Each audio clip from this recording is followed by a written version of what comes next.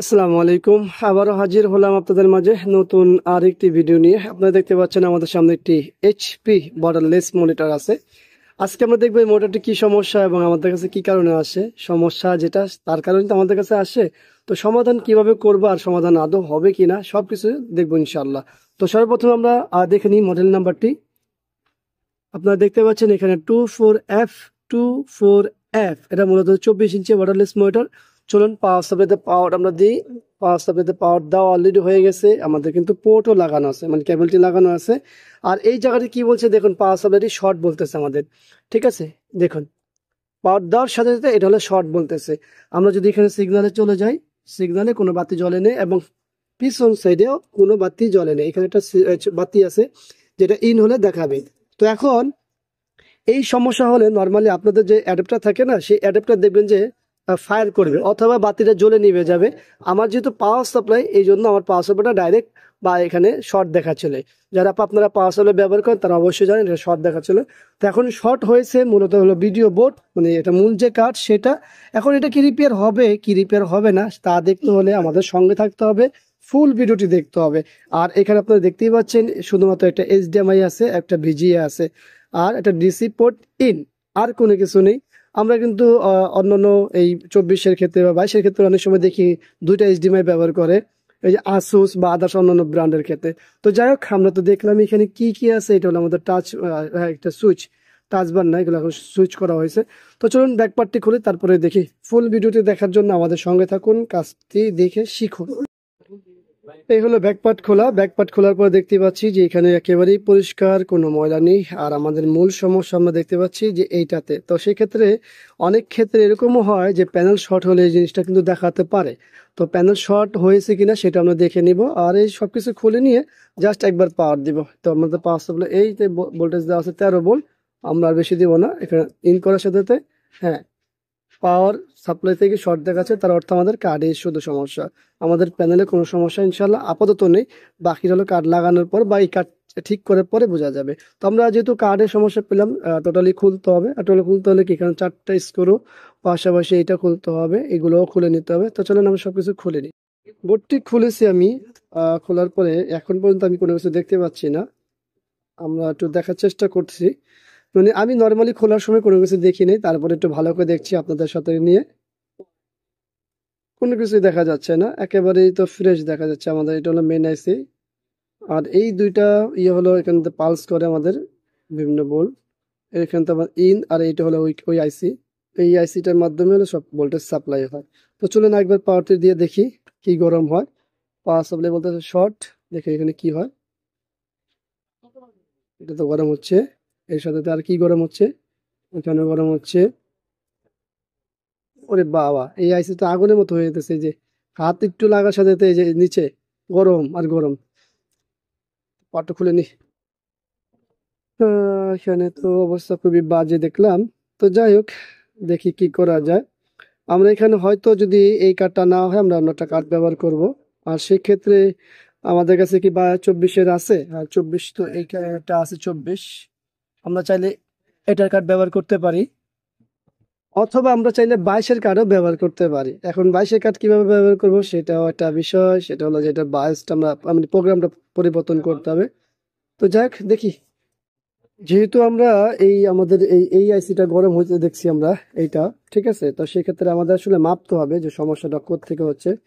এখন এই আইসি যদি আমাদের ভালো থাকে সেক্ষেত্রে আমাদের কাজ করা সহজ। আর এটা বুঝতে হলে আমাদের করতে হয় কি জানেন, এই যে আমাদের যে এই ভোল্টেজটা আছে এখানে, এই কয়েলটা, এটা মূলত হচ্ছে আমাদের সিস্টেম ভোল্টেজ, মানে এই যে এই ওরে 5 ভোল্ট দেয় আর কি, ঠিক আছে। তো আমরা সেই ক্ষেত্রে দেখবো যে আমাদের এই কয়েলটা শর্ট কিনা। আর দেখুন মিটারে কি বলছে, মিটার কিন্তু আমাদের এই কয়েলটা শর্ট বলছে। এখন অনেকে বলতে পারেন মিটারে কি ওমস ঠিক আছে কিনা। তো আমরা একটা গ্রাউন্ড নিয়ে নিলাম, গ্রাউন্ডে দেখে নেন একেবারে মাপ ঠিক আছে।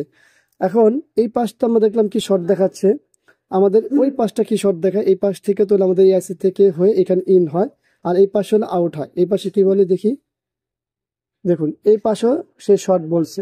তার অর্থ হচ্ছে যে আমাদের এই যে এই বোর্ডটা রিপেয়ার করা সম্ভব না, কারণ হচ্ছে আমাদের এই আইসি শর্ট। আমাদের এই কল থেকে আমরা স্পষ্ট বুঝতে পারছি যে আমাদের এই আইসিটি শর্ট। তাহলে সেক্ষেত্রে এই কার্ড বাদ, আমাদের এই কার্ড রিপেয়ার হবে না। এখন কি করতে হবে? তাহলে কার্ড চেঞ্জ করতে হবে, আর কার্ড চেঞ্জ করতে হলে কি করতে হবে? কার্ড নিতে হবে। তো আমরা একটা কার্ড নিই, দেখি। তাহলে সেক্ষেত্রে আমরা এই কার্ডটা লাগাবো। এখনই কিন্তু কাজ শেষ না, অনেকে মনে করতেছেন যে কার্ড চেঞ্জ করবো, কি আর দেখবো, দেখার দরকার নাই। তো এইটা যারা ভাববেন আসলে তারা অনেক কিছু মিস করবেন। কারণ হচ্ছে এই যে এখানে যে কার্ডটা আছে, এই কার্ডে আসলে ডাটা আসে কিনা বা আরো কোনো সমস্যা বের হয় কিনা, সেগুলো তো একটা বিষয় থাকে, ঠিক না? তো চলো আমরা কার্ডটি লাগাই। এরপরে কার্ডটি আমরা তো ওই যে প্রোগ্রাম ফাইলটা চেঞ্জ করতে হবে, এটা তো হবে না। ইয়ার, আরে ইয়ার, এটা হবে না, অন্যটা কার্ড লাগবে। তো আমি আরেকটা কার্ড নিয়ে নিলাম। তো এই কার্ডটি কেন হবে না অনেকে প্রশ্ন করতে পারেন। সেটা হলো যে এইটার যে যে আমাদের লাইটের যে কেবলটি আছে, এটা হলো এইটার মতো। এটা মূলত হচ্ছে ইএসই আর এই লাইট সিস্টেম থাকে, রেবন সিস্টেম। আর এটা হলো কেবল সিস্টেম, এই যে এইটা আরটা, এটা হলো কেবল সিস্টেম। মানে ওটার অরিজিনাল কেবল ইয়াটা হলো এইটা। এটা তো আমাদের এই যে এই আছে, আমরা দেখাইছি কয়েল কিভাবে শর্ট বের হয়েছে। তো এটা বাদ, এইটাও আমাদের হচ্ছে না, এটা ওখানে সরিয়ে নিই।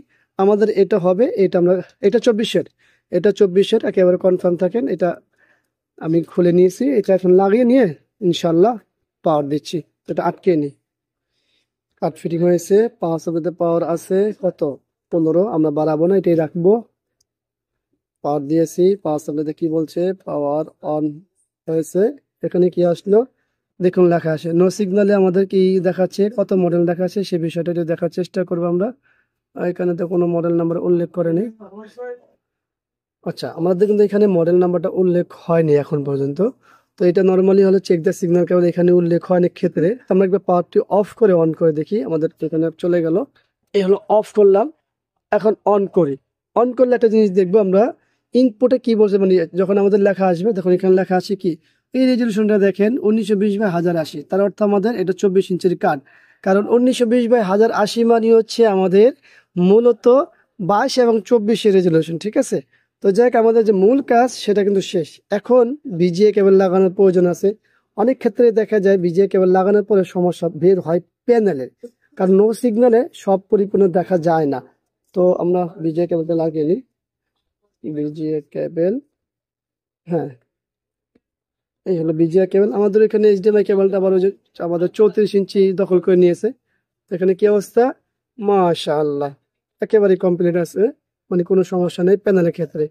তো এখানে যে বিষয়টা দাঁড়ালো, যে এখানে আমরা আসলে কি সমস্যা পেলাম, সমস্যা পেলাম কার্ডে। কিন্তু কার্ড পেলে কি হবে, কার্ড তো রিপেয়ার হয়, কিন্তু এটার ক্ষেত্রে রিপেয়ার কেন হবে না সেটা আমরা দেখালাম। যে আসলে যদি আমাদের এই কয়েলটা, এই ড্রাইভার কয়েলটা শর্ট থাকে, তাহলে সেক্ষেত্রে আমাদের এআইসিটা শর্ট থাকে। আর এআইসি শর্ট হলে আসলে আমাদের আইসি চেঞ্জ করলে অবশ্যই হবে, কিন্তু আইসি তো আর অ্যাভেলেবেল পাওয়া যায় না, আমাদের কাছে অ্যাভেলেবেল কার্ডই আছে।